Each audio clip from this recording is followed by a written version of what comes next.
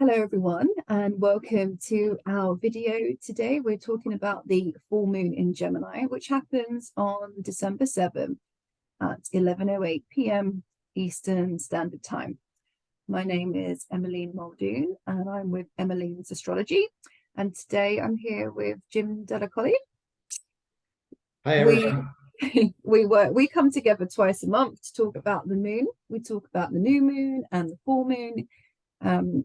Because it's a great time to stop and look at the picture of the astrology, the situation, the transits that's going on. It's a great time to look at the energy and see, oh, this is what we're working with. So, a new moon's a great time to look at what we're growing, and a full moon, like we have coming up tomorrow, is a great time for looking at endings, releasing.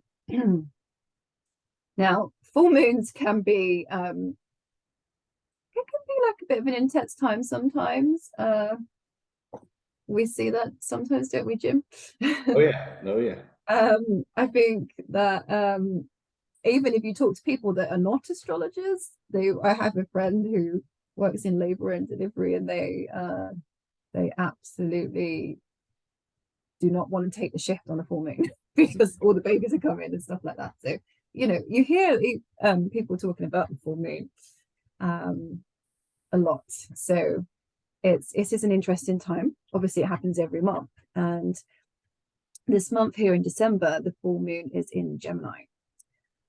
And I'm going to share the chart so you can see what we are dealing with. This full moon is really interesting because it's hanging out there exactly with Mars. And as anyone who has been listening to our videos should remember us talking about the fact that Mars is retrograde at the moment, and it stays so until January. So Mars is not happy, and he is our warrior. He is our planet of action, sometimes of of war, that type of energy. He's the masculine, and he's not necessarily happy. So he is hanging out right there with this full moon. So that's going to be interesting. Interesting to say the least. So I should just say, this is a chart for the full moon. I've made this chart for Charlotte, North Carolina. Just don't look at the houses. Look, we're just going to talk about where the planets are in their signs and the aspects that those planets are making to each other. Yeah, and I think you're going to see that Gemini, where this is occurring from the moon's perspective, are the twins that face away from each other. So I'm going to throw some harsh things out because for some reason I'm harsh right now. And then Emmeline throws the good things out. So I like doing the videos because sometimes I'll get on a path that maybe isn't good for all. But I think between Emmeline and I, we get the message across where all can be considered. So I always looked at Gemini as, because the twins are facing away, one's telling the truth and one's lying, or one has one side of the story and the other has the other.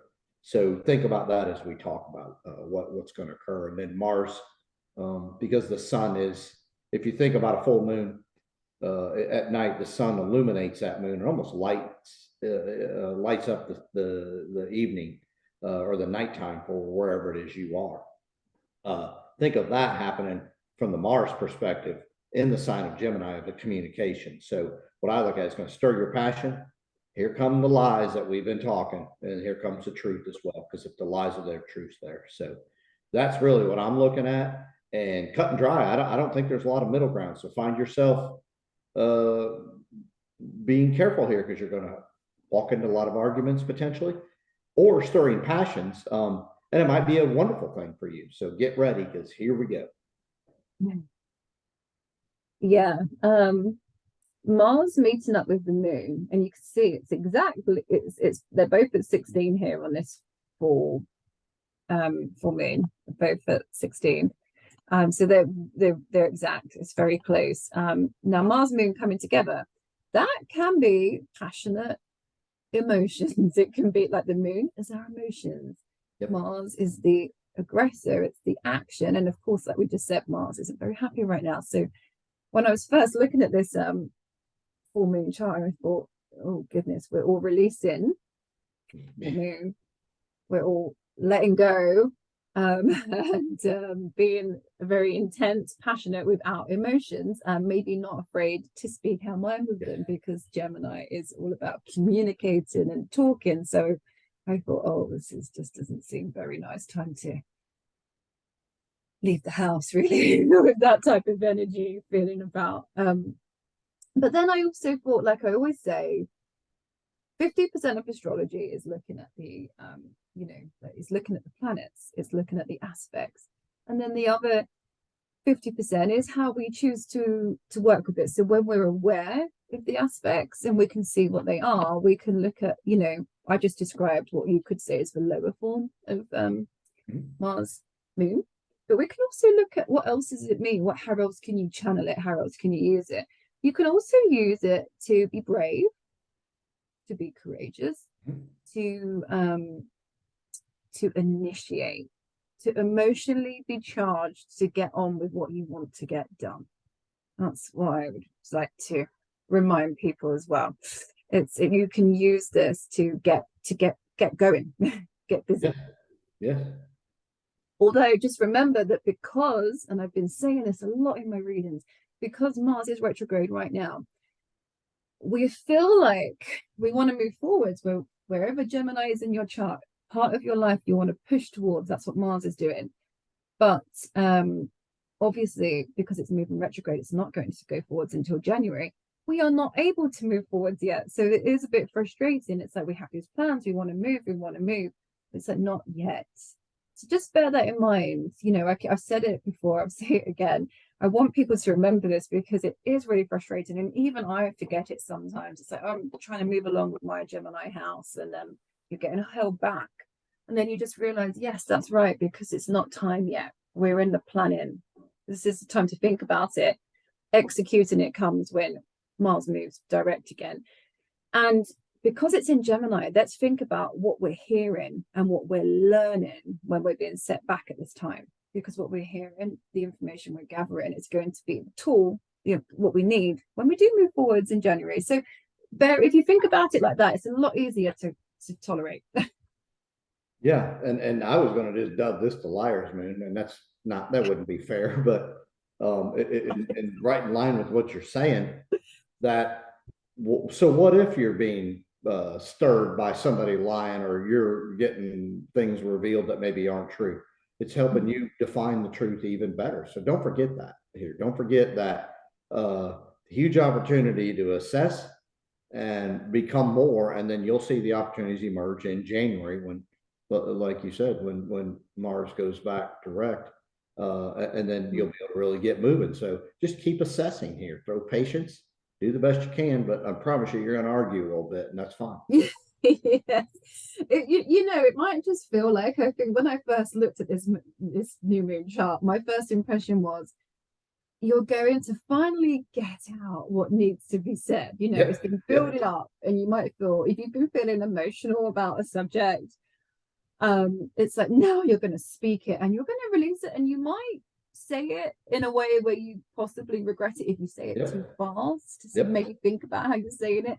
But afterwards, you might just feel like, oh, I got it off my chest. Yes. I feel a bit better. So there's definitely, that's the first image I had when I looked at this chart of how it felt for me. And then don't be impatient, right? Let's say you do get it off your chest. Yeah. Well, I think whoever you got it off your chest to is going to understand it in ways that you're hoping they understand. So don't worry about how it gets received. So get it off your chest and help yourself move forward. So, but don't think you solved it just quite yet, I guess is how I'll put it. So good point. Yeah, exactly. Yeah, we're getting all this information. So, Moon in Gemini loves to be busy. The mind is a bit like this Gemini moon is, I have a Gemini moon, so I know what it's like. It's like your mind is here, your mind is there. It's a great multitasking energy. It's great for I was able as a child to do my homework and have the radio, the TV go, whatever. I could just get it done because my mind is busy. It's a busy mind, and I think that's how this moon is, this full moon. But then we have Mars there as well, Mars in Gemini. That these people, that they don't, their minds don't sit still. So you've got these two coming together. So if you need to get some writing done or get a project done where you're being communicating, talking, writing, reading, this is a really good time for that. Just maybe be careful about not offending people and stuff like that. Right. Yeah, I've been telling everybody, don't go just to the arenas that you think and act alike so you feel better about you. Don't be afraid to experience some resistance in the world, because you might learn so much more, or you might advance so much farther by being careful that you're not getting in what I would call the Homer scenario, where you just go where, hey, everybody agrees with me, so that's how it is. Maybe you're wrong. So don't forget to include that in your ventures here. So yeah, that's a really good point. Might be so convinced that we're right, but Gemini, like you say, it's the twins. Yep. Consider the other opinion. Yep. What you learn and discover at the same time. And the moon's your past, so you're working on things that have been deep within you that maybe you haven't quite figured out yet. So guess what? You're not perfect, and this is a good time to maybe expose that, but others aren't perfect either. So we're all human. Let's go. So yeah, and Mars is because it's a full moon, obviously it's opposite the sun as well. So Mars is being charged up here. When you get sun opposite the Mars, I always think it's like it's like vitality. It's being able to get a job done. Those type of people, the Sun Mars people. They can be the warriors. They can be good athletes. They can be people that can move and get things done. So thinking about that with this moon as well, it's kind of nice to shine a light on. Like the light is like the sun is like a torch, isn't it? That's a flashlight that's shining on your life. So think about, what is it shining on you that you want to learn or get off your plate to get done, Yes. Yep. And then depending on your chart, I don't want to get too much detail, but if you look at all the planets are on one side. So we're a little lopsided here. That's why I wanted to call it the liar's moon, because one side's going to feel like they're right, and the other side's going to feel like, if you have stuff loaded on the other side, or that's where it falls on the side of the chart that's maybe a little bit more of a detriment, that you're going to feel that. That's why I want to call it that, because this thing's lopsided. It's all everything's on one side. That's a scenario where there's going to be imbalance. So know that. Yeah, I suppose it's really good actually to look at both sides here. Like you need to look at the other side to understand yours in with this one, because the other side, like you say, it's missing here. You can see the chart, half of it's empty. And for me, it's on my side. In my birth chart, it's going to fall on the left side. So it's about, I need to take control, right? I need to have a say so. I need to. For others, it might be loaded on the right side, or it might be loaded on the bottom or the top. I don't know. I don't want to speak for you. I'm speaking for this thing being in balance. So if you can get it on, if you can input this on your chart, you'll be able to figure that out. But you will find that either the left or right or top or bottom will be loaded with planets. So. Yeah, that's true. There's definitely a concentration of energy here. And you're going to be feeling that if you look, you can see where it is in your chart, or if you need help understanding it, you can always have a reading to help see what's going on. Absolutely. With these transits in your chart. Yeah. Okay. So should we talk about the Saturn pulling into this Mars as well? Sure. So talking about Mars so much here, it's so prevalent in this chart. Mars is actually, you can see it's making a trine, which is that blue line going down to Saturn over here. So when you get Mars trine in Saturn, it's really speaking to is the slow and steady, the long-term success. It's like, I am here to give you the tenacity to get it done. So that's what I think about when those two come together in a trine. But just remember, Mars is retrograde right now. So what it feels like is it's probably going to feel even longer. Like I've really got to take the steps here to get this done, like to get this marathon done. It kind of, Mars Saturn always makes me think about in a trine, makes me think about the tortoise and the hare. Yes. Like the tortoise, how on earth is he going to win? But slow and steady wins the race. That's kind of the aspect of this. Yes. Mars. That's a good way to put that, because who ends up winning the race, as we all know. So yeah. And they're both in the signs, because the trine, that means the elements they work together. They're both communication, they're air signs, right? So it's about the message and the truth, right? Because I look at it as Aquarius of truth. So Saturn's in there, and we're all learning the truth. Again, that's why I go back to the big lie. This is a liar's moon, because the truth is the opposite of a lie, and you're getting both. And so you might not get the truth when this moon hits, but things are going to be exposed to where it can help you get closer or more in line with what the actual truth is. So trust me, you will do a 180 between now and the next 3-4 months. I promise you, on a lot of things. So you might want to watch what you say today, because you might eat it later. That is really true. And I've been thinking that a lot about here in I don't know, like corporations or politicians. They're making announcements right now, all during this period, and I'm sitting back thinking, oh, that's what you think you're going to do, because it's all going to change. So it is true for us all. We're all in this sort of like we're really, what we should be saying is, I'm thinking about doing this. That's probably the best way to phrase it. Yes. Yep.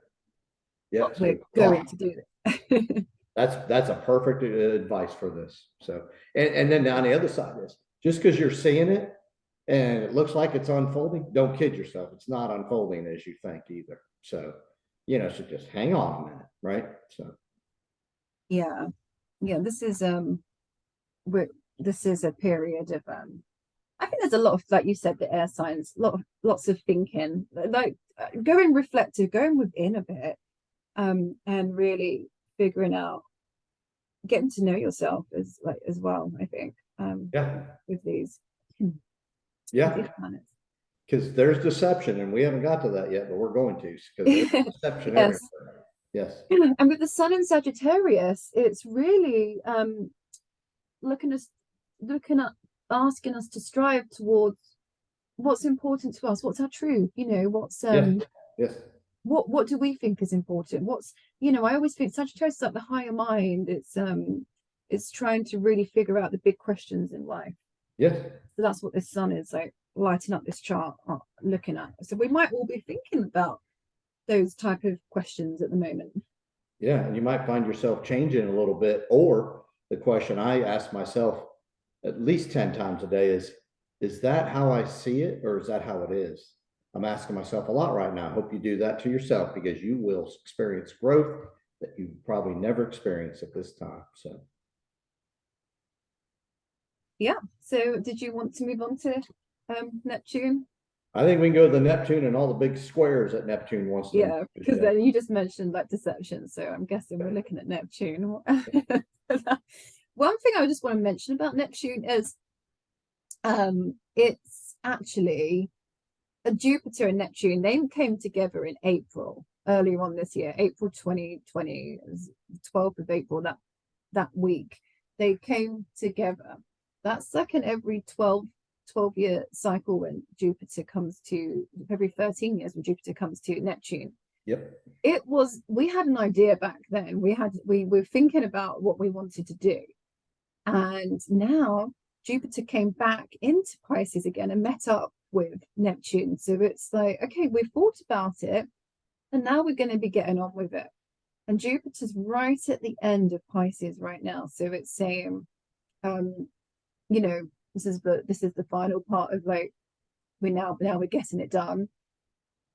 Moving into, when it moves into Aries, on the 20th, I think it is, the 20th of December, then it's like, okay, now it's some action going behind those plans that we were thinking about in April. So if you look back to what was going on for you then, you can link it to that Neptune Jupiter in Yep. the chart. Yep. Yeah. Yeah. And Neptune's where we got to piece it all together to start the next cycle. So think about that. It's extremely karmic, and that's why there can be so much deception, because it's everything together. So all the past. So no, Neptune and Pisces. Neptune rules Pisces. So I have Neptune squaring up the Sun, Moon, Venus, and Mars, and of course Jupiter is going to square Venus. So and Mercury. So we're we're looking at squares of and this is where these things don't want to work together. Neptune is all of your non-physical faculties. It's your hunches, your intuition, your feeling, your dreams, and of course the moon is your past. The sun's your direction you're trying to get to. Mars is the male side, the aggressive side, and Venus is, hey, I want ease and love. And so with all this squared up, and then the signs are squared up, it's like, who am I, and what have I learned, or what am I learning, or what am I trying to learn, or am I deceived, or is everybody else? You're dealing with all that. So it's a lot, and we're all dealing with the same thing. So it's not a simple maybe time, but it's a time to awaken, and it's a time to figure out and become more. So you're going to advance here if you throw patience and you stay off medications or any type of altering of any sort as far as the mind and the body workings are concerned. And I think you'll like what you can get here, but you're going to see also that you didn't know as much as you thought. Promise you. So I'll stop there. Yeah, maybe not a good time for mind altering substances with these squares. That's a really good point too, especially with it being a full moon. Like, not good to be letting go with anything that's going to be that you could, potentially take too much of, overdosing. It's just you're already there, so be taking anything like, oh, I want to drink or drugs or whatever type it is, then it's just going to maybe not feel as good, I would have thought. Right. Yeah, so yeah, Neptune is making a lot of squares in this chart. Yes. But one of the good things, I think what we can do, like I think you touched on this, is look at your intuition. Yes. That's what it's going to be really good for. As how are you intuitive? What's coming to you, especially with Neptune being in Pisces, that's good. Okay. Should we talk about you want to do next? Well, I mean, we got the Uranus Saturn square, which we've talked about the last few times. So I think we're good there. Yeah, we have mentioned that in our last couple of videos. I feel I'm just relieved that it's coming to an end. Me too. It's finally, they're getting away. So, but, that's where the truth, and you've had an opportunity for the truth to help you or to be freed from the burden of maybe how things were or how things are. So, the chance to get free here is absolutely in the balance. Yeah, we've really seen in October, I think, what had to crumble away. All through 2021, they were squaring each other, saying just some structure in your life is going to change and break down. October, it was pretty much the end part of that, and now it's moving away. It's still there, but it's we're dealing with the ending of it now. Yes. Yeah. And it's always very slow, and it's over a long period of time. So we made it, I guess. I'm happy for that. So, or we're making it. I'm not gonna say we made it quite yet. So yeah, it's going to be really interesting next year when Pluto finally moves into Aquarius, and we get a shift of energy with the structures that are changing as well, because I think Pluto gives us a bit of a clue as to the major themes of what's been changing, because that's what Pluto likes to do. Yes, yeah, Pluto's the generational planet. It changes for long periods of times how we operate. So I think we've covered the conjunctions, right? Sun, Venus, yeah, so I think we're good there. Well, we do have the north, the node is up there with Yep. You can talk Uranus. about Did that. we didn't do that, did we? Yep, go ahead and talk about that.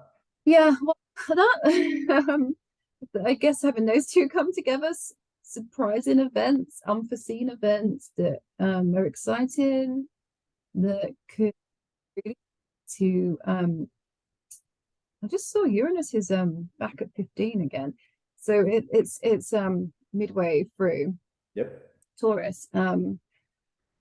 So you can sort of look at which house Taurus is in your chart and see where it's making these changes, because they're at the midway point now. You know, Uranus has been hanging out in Taurus since 2018. So it's making a change in that part of your life. But when it comes together there with the North Node, we can see events that come around that throw us towards our life's path. You know, this is the destiny, this is the fate that's at play here with this moon. And we forgot to say the reason I've been emphasizing Neptune is it did go direct.